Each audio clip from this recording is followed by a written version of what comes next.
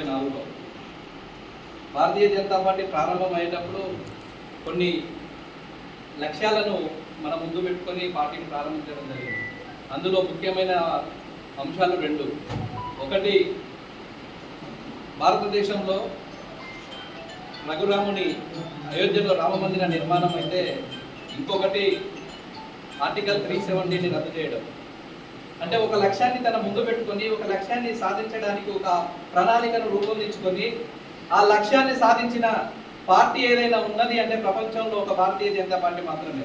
ఎందుకంటే రామమందిర నిర్మాణం మాకు ఏమన్నాం, అది నిర్మాణం చేసి పూర్తి చేసి చూపెట్టినాం. ఆర్టికల్ 370ని రద్దు చేస్తానని చెప్పినాం, అది రద్దు చేసి చూపెట్టినాం. అంటే ఏ లక్ష్యాన్ని ఎంచుకొని అయితే పని చేయాలని అనుకున్నామో అలాంటి పని చేసిన పార్టీ ఏదైతే భారతదేశంలోనే కాదు ప్రపంచంలో ఉన్నది అంటే అది ఒక భారతీయ జనతా పార్టీ. ఆ భారతీయ జనతా పార్టీలో మనం సభ్యులమైనందుకు మనం నిజంగా గల్లా ఎగిరేసుకొని నేను భారతీయ జనతా పార్టీ కార్యకర్తలని సగౌరవంగా తలెత్తుకుని చెప్పే అవకాశం మనకు మాత్రమే ఉంది, ఏ పార్టీ వాళ్ళకి లేదు.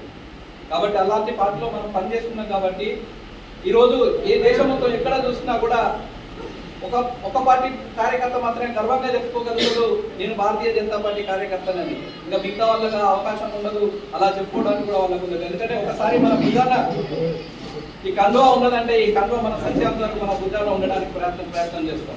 అలాంటి పార్టీలో మనం ఉన్నాం. కాబట్టి మన అభ్యర్థి గెలుపు కోసం మనకు 40 సంవత్సరాల తర్వాత మళ్ళీ అవకాశం వచ్చింది.